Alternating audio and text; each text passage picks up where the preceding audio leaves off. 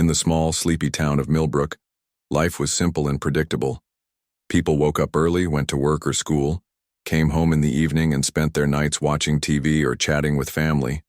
The most exciting thing that ever happened was when the annual county fair rolled into town, bringing rides, cotton candy, and fireworks. But all of that changed on a seemingly ordinary Tuesday evening, an event so extraordinary that it would shake not just Millbrook but the entire world.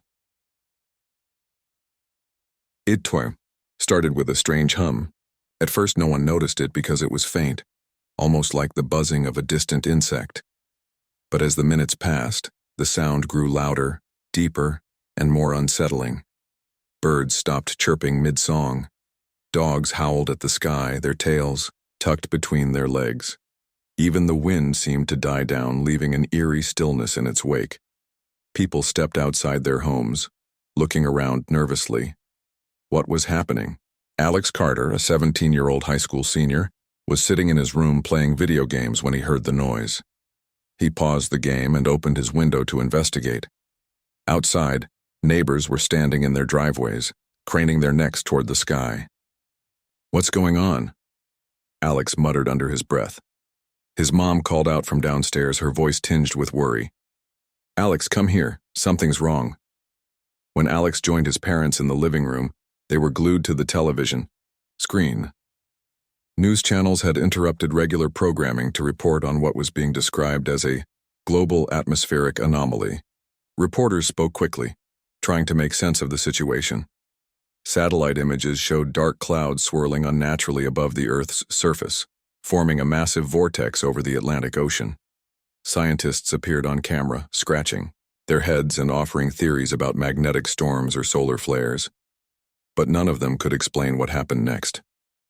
Without warning, the sky split open. It wasn't a storm cloud breaking apart or lightning tearing through the heavens, it was something far stranger. A jagged tear appeared in the fabric of the sky itself, stretching wide enough to reveal something beyond. Beyond the blue expanse of Earth's atmosphere, there was nothing familiar. No stars, no moon, no endless void of space.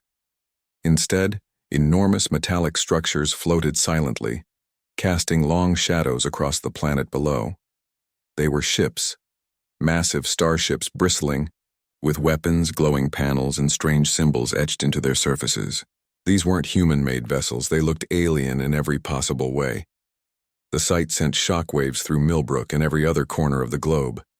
Phones lit up with texts and calls as people frantically tried to reach loved ones. Social media exploded with videos and photos of the phenomenon, each caption screaming questions no one could answer. Who are they? Why are they here? What do they want? Panic set in almost immediately. Some people ran to churches praying for deliverance. Others barricaded themselves inside their homes, convinced the end of the world was near. In cities, crowds gathered, in streets and parks staring upward in stunned silence. Governments reacted swiftly, though confusion reigned supreme. Military jets took off from bases around the world, circling the alien armada while broadcasting messages of peace in multiple languages. "We mean you no harm," the pilots repeated over and over again. "Please respond." But the ships remained silent, unmoving. They simply hovered there, like giant predators sizing up their prey. Back in Millbrook, Alex couldn't tear his eyes away from the TV screen. His father paced back and forth, muttering about evacuating the family to the countryside. His mother sat on the couch, clutching a pillow tightly to her chest, tears streaming down her face. "This can't be real," she whispered. "It has to be some kind of trick." But Alex knew better. This was real. Every instinct told him that whatever was happening wasn't random. It felt deliberate, calculated, as if these beings had been planning this moment for years, maybe even centuries. He grabbed his laptop and began searching online for any information he could find. Websites crashed under the weight of millions of visitors. Conspiracy forums buzzed with wild speculation. Someone claimed the ships belonged to a secret government project gone wrong. Another insisted they were angels descending from heaven. None of it made sense to Alex. What struck him most was the sheer size of the ships. The largest one, hovering directly above the equator, was estimated to be several miles wide. Its surface shimmered with an iridescent glow, reflecting sunlight in ways that defied logic. Smaller ships orbited it like moons, each one capable of obliterating entire cities with ease. And yet, despite their menacing appearance, they hadn't fired a single shot. Not yet, anyway. As night fell, the townsfolk of Millbrook gathered in the local park. Flashlights flickered in the darkness as people huddled together, sharing rumors and fears. Mrs. Henderson, the elderly woman who always baked cookies for neighborhood kids, clutched her rosary beads and prayed aloud. "Lord, protect us from whatever evil is upon us," she pleaded. Beside her, Mr. Jenkins, the mechanic, tried to reassure everyone. "Maybe they're friendly," he said. "Maybe they just want to say hello." But Alex wasn't buying it. Something about the ships felt personal. Like they weren't just visiting, they were targeting Earth specifically. He thought about all the sci-fi movies he'd watched where aliens arrived either to conquer or enslave humanity. Was that what was happening now? Or was there another explanation entirely? By morning, the initial panic had subsided slightly, replaced by a tense anticipation. The ships hadn't moved overnight. They continued to hover silently, casting long shadows across the planet. Schools were closed, businesses shut down, and airports grounded flights indefinitely. Life as people knew it had come to a standstill. Everyone waited for the next move, for the aliens to reveal their intentions. Alex stayed glued to the news, analyzing every detail, every expert commentary. One scientist suggested the ships might be using advanced cloaking technology to mask their true numbers. Another theorized they were scanning Earth's surface for resources. But none of these explanations satisfied Alex. There had to be more to it. Something bigger. Something hidden. And then, late that afternoon, it hit him. While scrolling through satellite images posted online by amateur astronomers, Alex noticed something peculiar. Faint beams of light were emanating from the largest ship, sweeping across Earth's surface like searchlights. At first glance, they seemed harmless, just part of the ship's systems. But the longer Alex studied them, the more convinced he became that they were searching for something specific, something buried deep beneath the ground. He didn't know what it meant yet, but one thing was clear. The aliens weren't here by accident. Whatever they wanted, it was important enough to bring them across unimaginable distances of space, and Alex couldn't shake the feeling that uncovering their purpose might be the key to saving humanity, or dooming it forever. As the sun dipped below the horizon once again, painting the sky in hues of orange and red, Alex stared out his bedroom, window at the alien fleet looming above. For the first time in his life, he felt truly insignificant, but also strangely determined. If the fate of the world rested in anyone's hands, why not his? Days turned into weeks, and the alien ships remained suspended in Earth's atmosphere, silent and unyielding. Humanity had entered a strange limbo, a state of suspended disbelief where life went on but nothing felt normal anymore. In Millbrook, people adapted to the new reality in different ways.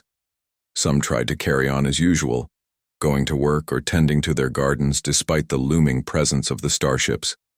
Others couldn't shake the feeling that disaster was imminent, retreating into their homes or stockpiling supplies. For Alex Carter, however, the days were consumed by an insatiable need to understand why the aliens had come and what they wanted. Every morning, Alex woke up before sunrise, his mind racing with questions. He spent hours poring over satellite images, news reports, and cryptic messages shared on obscure online forums. His room became cluttered with printouts, sticky notes, and diagrams scrawled hastily on scraps of paper.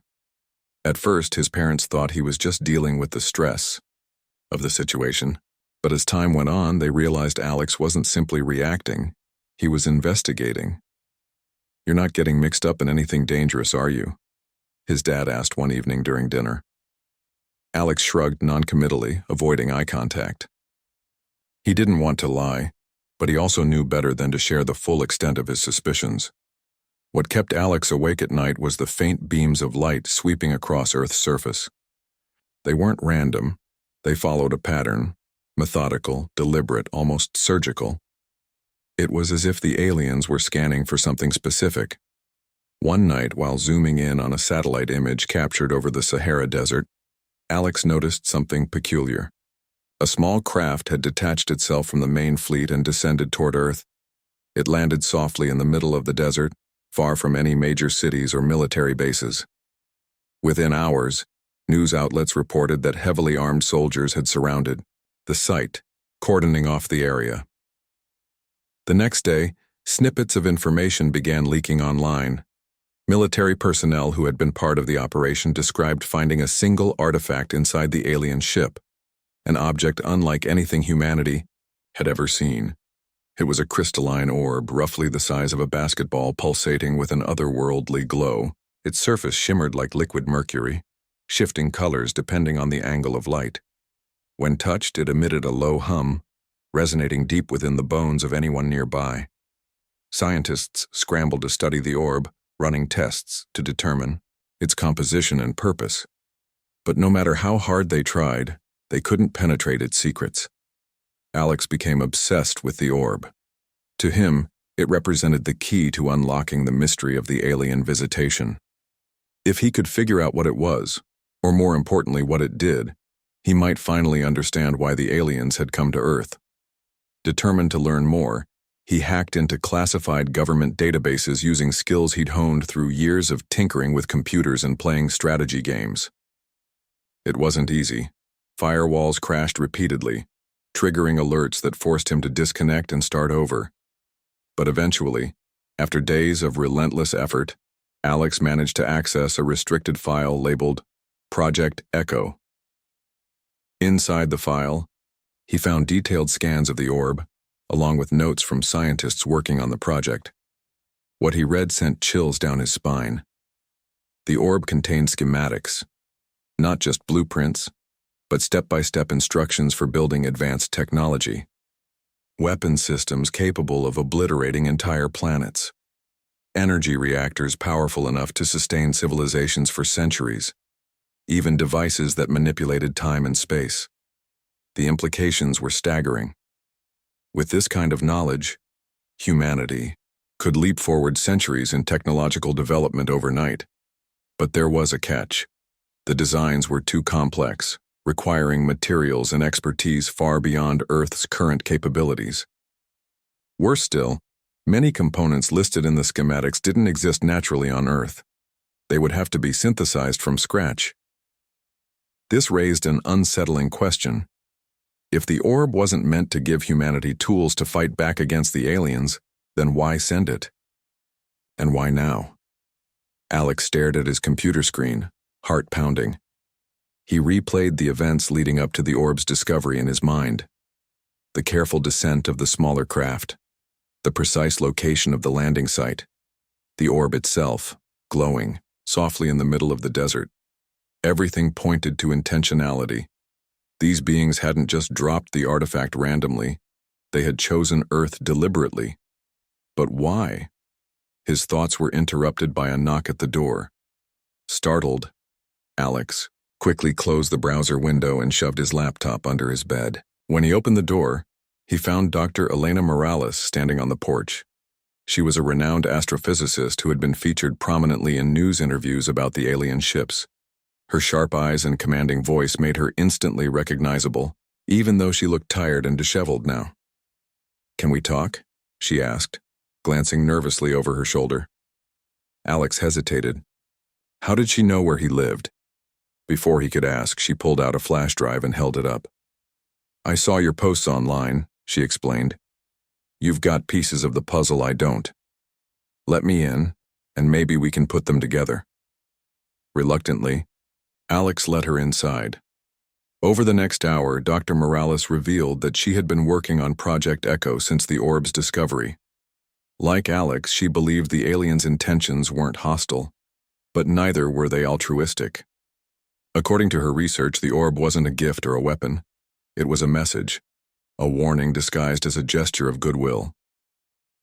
"What kind of warning?" Alex asked, leaning forward eagerly. Dr. Morales hesitated, choosing her words carefully. The aliens aren't invaders, she said finally. They're refugees. Their galaxy is collapsing due to some catastrophic event. A dimensional collapse, perhaps. They came here seeking stability, hoping Earth's dimension could serve as a safe haven. But activating the necessary technology requires immense power. Power they don't have access to themselves. Alex's mind raced. So they're harvesting our resources, he concluded. That's why the beams are searching the planet. They're looking for something buried underground. Dr. Morales nodded grimly. Exactly. Something ancient. Something left behind by a civilization long gone. If they find it, they'll use it to stabilize their own universe, but at a cost to ours. For a moment, neither of them spoke. The weight of the revelation hung heavy in the air. Alex felt torn between awe and dread. On one hand, the idea of helping another species survive was noble. On the other hand, risking Earth's future for the sake of strangers seemed reckless.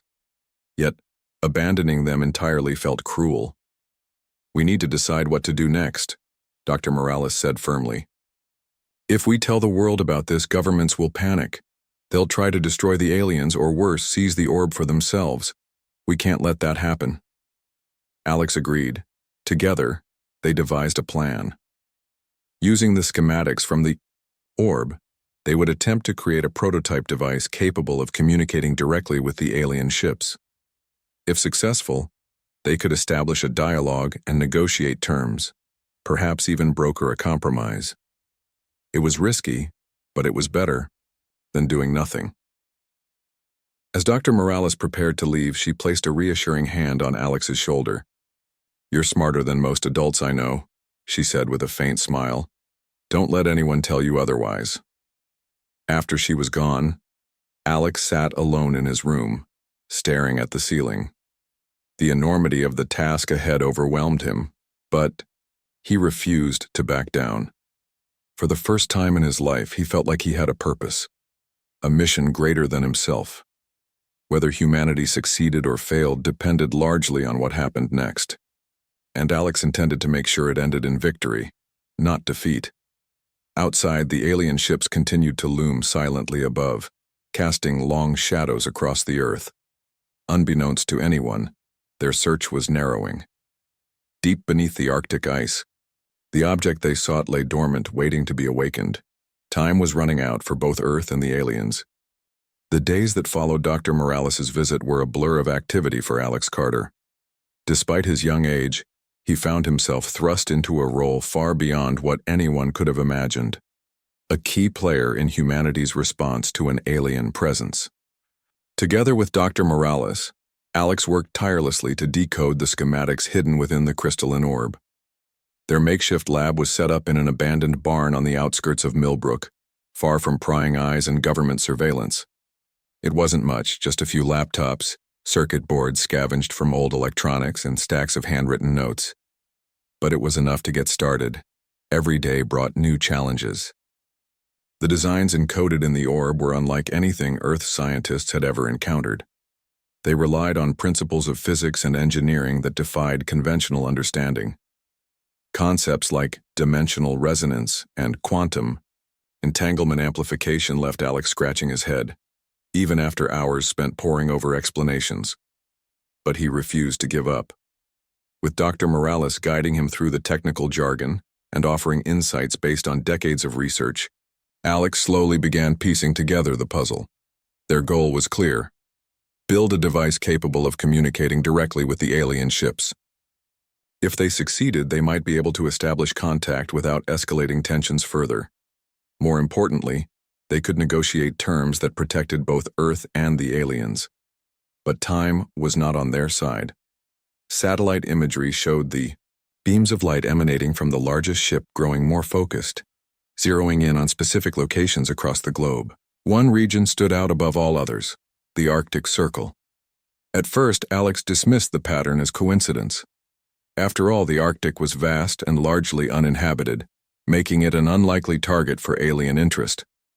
But then, reports surfaced about unusual seismic activity in the area. Small tremors rattled remote research stations, sending scientists scrambling for answers. When Alex cross-referenced these events with the beam patterns, a chilling realization dawned on him. The aliens weren't just scanning. They were searching for something buried deep beneath the ice. Dr. Morales confirmed his suspicions when she uncovered fragments of data stolen from compromised government servers.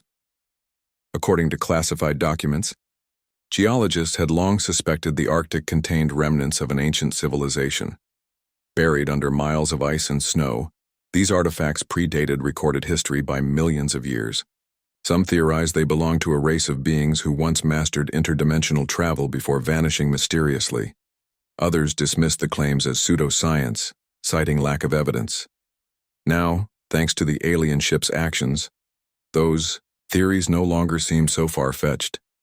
"It makes sense," Dr. Morales said one evening as they pored over maps of the Arctic. "If the aliens are refugees fleeing a collapsing universe, they'd need a fail-safe device to stabilize their new home. Something powerful enough to anchor them in our dimension." "But why here?" Alex asked, tracing his finger along the map. "Why Earth?" "Because Earth is stable," Dr. Morales replied. "Our planet exists in a unique pocket of space-time, relatively untouched by cosmic chaos. Whoever built that device knew how to harness stability, and now the aliens want to use it for themselves."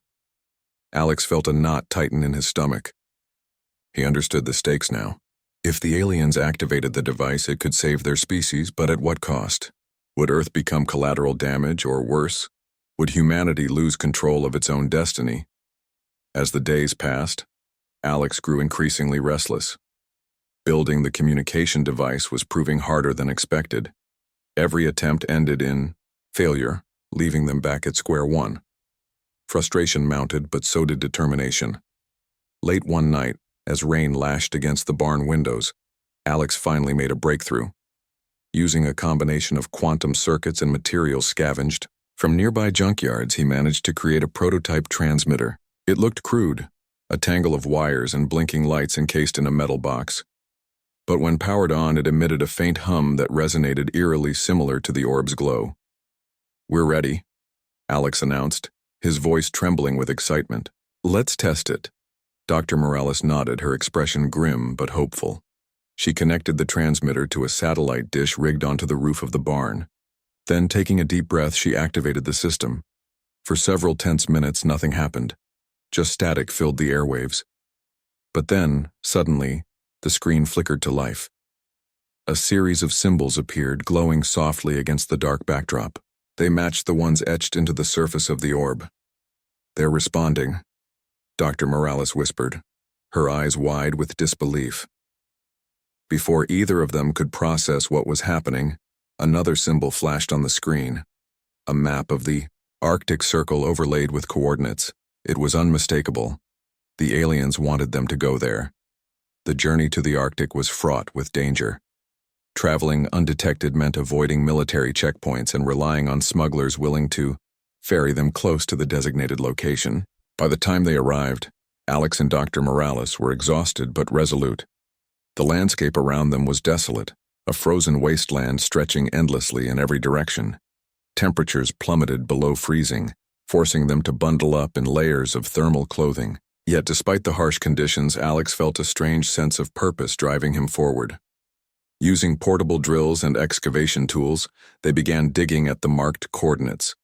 Hours turned into days as they worked tirelessly, chipping away at the thick ice.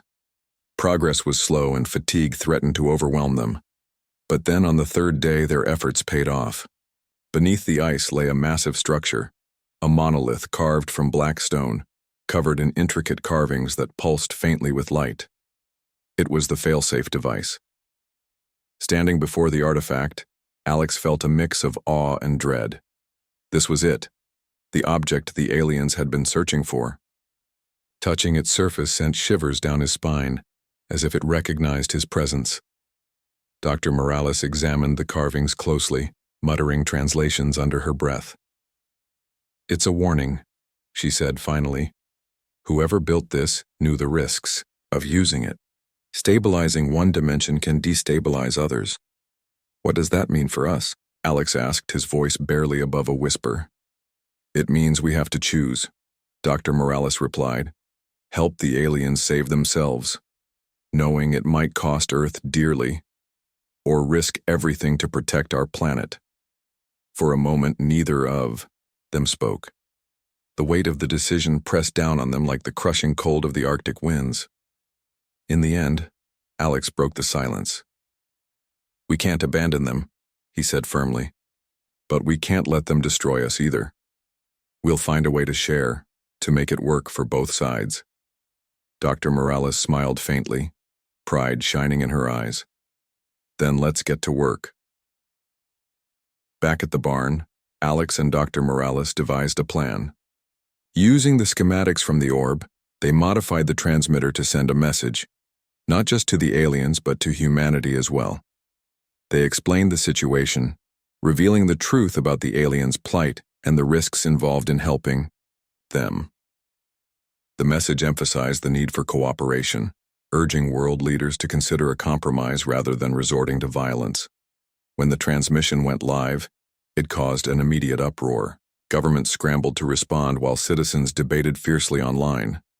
Some called for war, demanding Earth prioritize its own survival. Others argued for compassion, insisting humanity had a moral obligation to help. Amidst the chaos, Alex and Dr. Morales remained steadfast, advocating for unity and understanding. Meanwhile, the aliens reacted swiftly. Another smaller craft descended, landing near the Arctic site. This time, however, it wasn't empty. Emerging from the ship were figures clad in sleek metallic suits, tall, slender beings with luminous eyes that glowed softly in the darkness. They approached Alex and Dr. Morales cautiously, their movements graceful yet deliberate. Through the transmitter, communication was established. Words flowed between species, bridging gaps of language and culture. The aliens explained their desperation, their fear of extinction. They promised to limit their use of the device, ensuring Earth's stability wouldn't be compromised. In return, they asked for temporary access to Earth's resources, pledging to leave once their universe stabilized. It wasn't a perfect solution, but it was a start.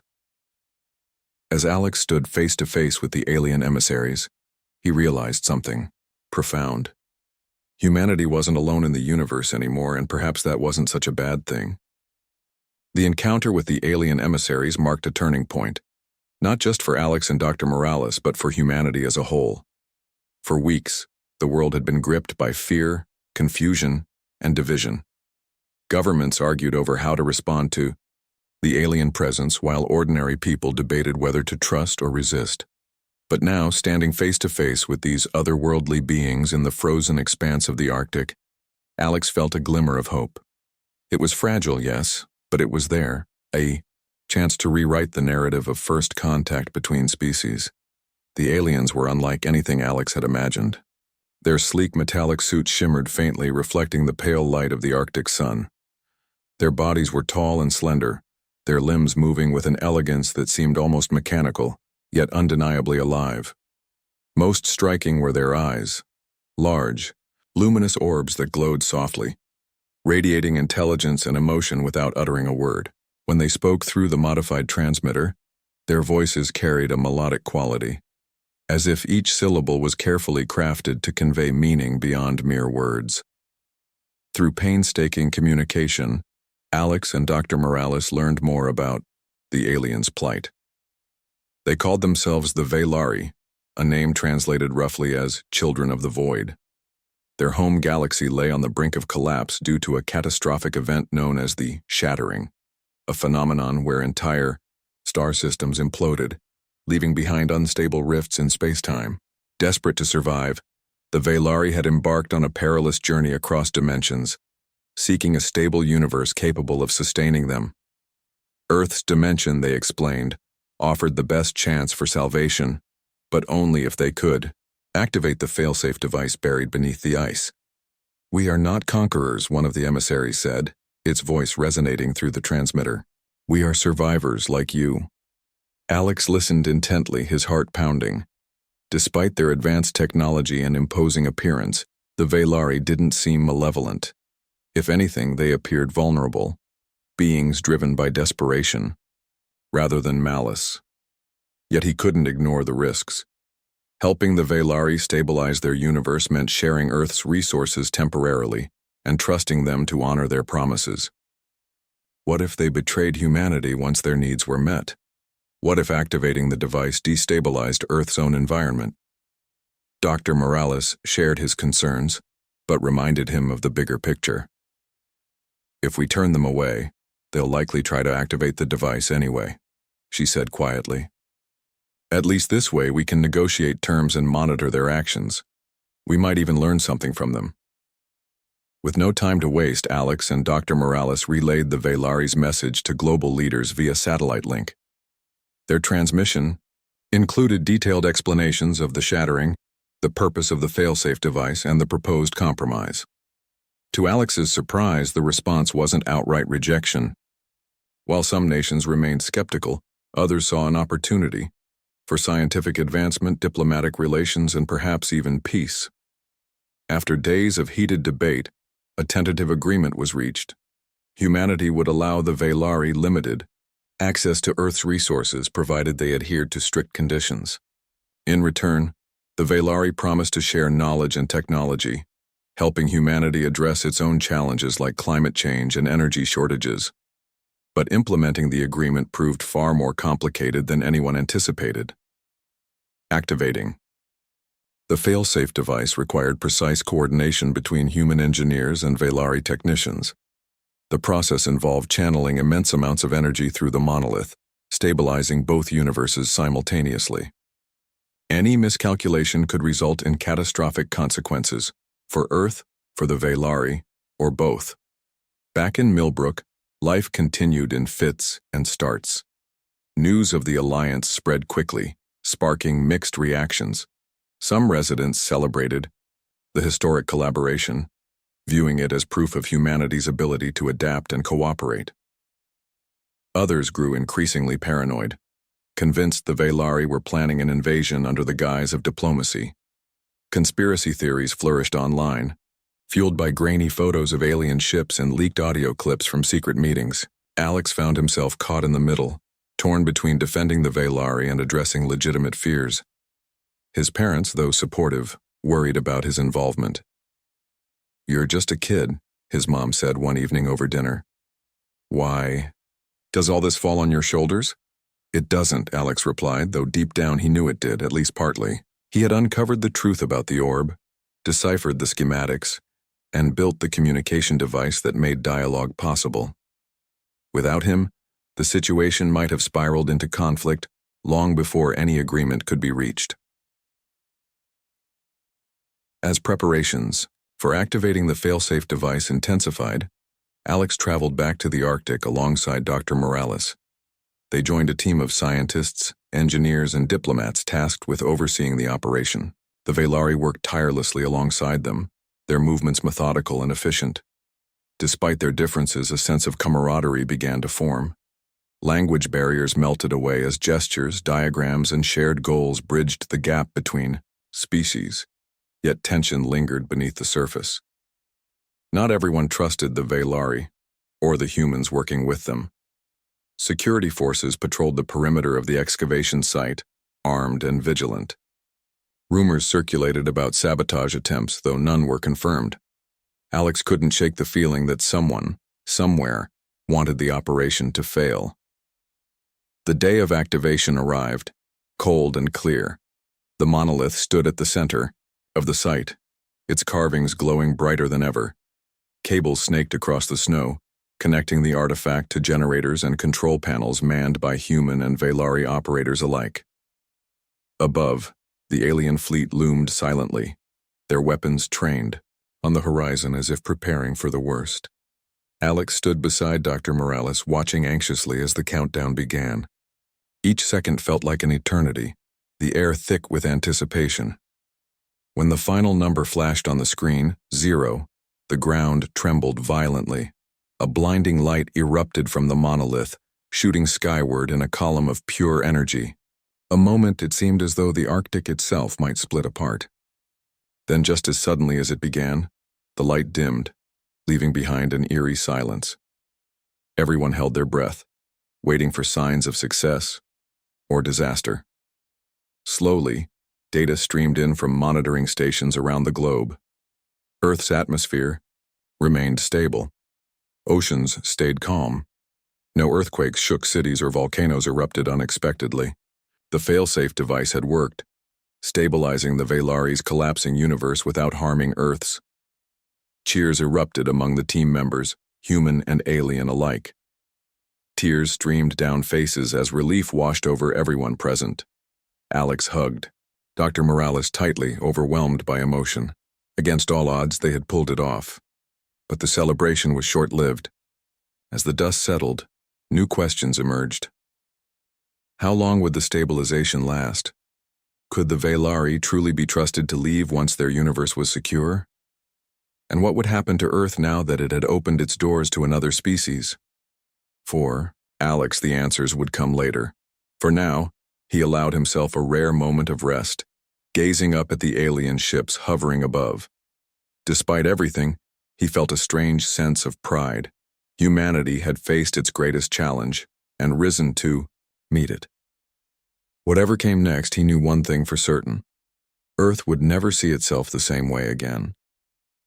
The activation of the failsafe device marked the beginning of a new chapter, not just for Earth, but for the Valari and the universe at large.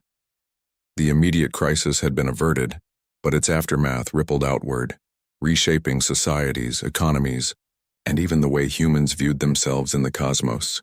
For Alex Carter, standing amidst the frozen expanse of the Arctic with the monolith glowing faintly behind him, it was impossible to ignore the weight of what they had accomplished. Humanity had stared into the abyss of uncertainty and emerged, stronger, not through force or conquest, but through cooperation and compromise. As news of the successful stabilization spread across the globe, reactions were as varied as humanity itself. In cities like New York, Tokyo, and London, crowds gathered in public squares to celebrate. Fireworks lit up the night skies, and impromptu parades filled streets that only weeks earlier had been gripped by fear and paranoia. Social media buzzed with hashtags like One World, One Future and Aliens and Humans Together, reflecting a newfound sense of unity among nations. But not everyone rejoiced. Protesters took to the streets in some regions, holding signs that read, Earth, First, and demanding stricter oversight of the Valari's activities. Conspiracy theorists doubled down on their claims, insisting the aliens had manipulated humanity into compliance. Even within governments, debates raged about how much trust to place in their extraterrestrial allies. Alex returned home to Millbrook shortly after the operation, exhausted but exhilarated. His parents greeted him with hugs and tears, their relief palpable. The town itself seemed quieter than usual, as if people were still processing the enormity of what had happened. Neighbors who once whispered behind closed doors now approached Alex openly, asking questions or simply thanking him for his role in averting disaster. At first, he found the attention overwhelming, but over time, he came to accept it as part of his responsibility. He hadn't asked to be thrust into this position, but he understood that his actions had changed the course of history, and that brought both pride and pressure. Dr. Morales remained a constant presence in Alex's life, guiding him through the complexities of post-operation diplomacy. Together, they attended international summits where world leaders and Valari representatives hammered out agreements governing resource sharing, technological exchange, and long-term collaboration. These meetings were tense at times, with mistrust lingering beneath polite exchanges, yet progress was undeniable. Slowly but surely, bridges were built between species, laying the groundwork for a future neither side could have imagined alone. 1. Of the most significant developments came when the Valari revealed plans to construct a joint research facility near the Arctic site. Dubbed the Unity Nexus, the facility would serve as a hub for scientific discovery and cultural exchange.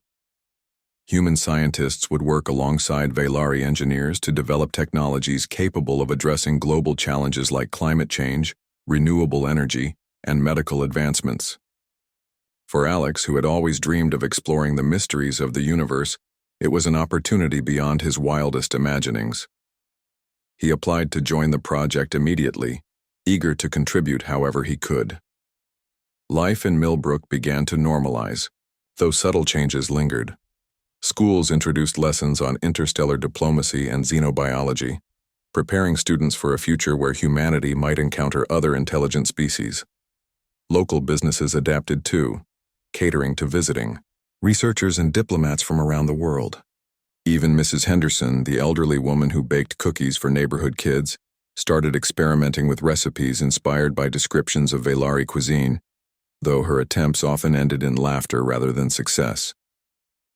For Alex, balancing normal teenage life with his newfound responsibilities proved challenging. Friends teased him about becoming Earth's ambassador, while teachers praised his achievements in class. Some days he felt like two different people, the ordinary high school senior struggling to keep up with homework and the reluctant hero tasked with shaping humanity's destiny. But despite the pressure, he refused to let go of the things that made him human, the friendships, the family dinners, the quiet moments spent stargazing on clear nights. Yet there were darker undercurrents as well. Not everyone welcomed the Veilari with open arms. Anti-alien sentiment simmered beneath the surface, fueled by fearmongers and opportunistic politicians seeking to exploit public anxiety. Acts of vandalism targeting Veilari installations became more frequent, forcing tighter security measures at Unity Nexus and other collaborative sites. One evening, as Alex scrolled through social media, he stumbled upon a video showing protesters storming a government building, chanting slogans like, "No aliens on our soil." It left him shaken, reminding him that peace was fragile and trust easily broken. Determined to counteract these negative forces, Alex threw himself into outreach efforts. Alongside Dr. Morales, he gave interviews to journalists, emphasizing the benefits of cooperation over conflict. They launched educational campaigns highlighting the shared goals of humans and Veilari, using real-world examples to demonstrate how collaboration had already improved lives. When skeptics questioned the risks, Alex spoke candidly about his own doubts during the early days of the operation. "I didn't trust them at first either," he admitted during one televised interview.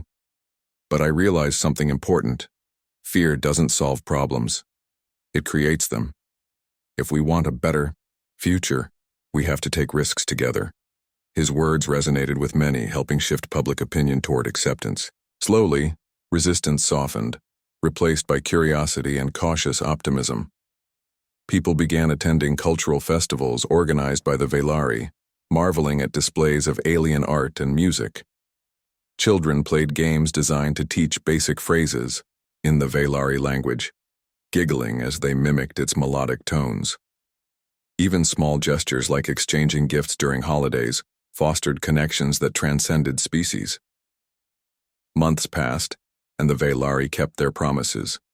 Their ships remained in orbit, serving as guardians rather than invaders. They provided advanced filtration systems to combat water scarcity, shared sustainable farming techniques to address food shortages, and introduced medical treatments that cured diseases once thought incurable. In return, humanity offered access to raw materials and knowledge about Earth's ecosystems, ensuring the partnership remained mutually beneficial. But perhaps the greatest gift came in the form of perspective. Before the arrival of the Veilari, humanity had seen itself as the center of the universe, a species destined to conquer the stars. Now, confronted with beings equally intelligent and vulnerable, people began to understand their place in a vast, interconnected cosmos.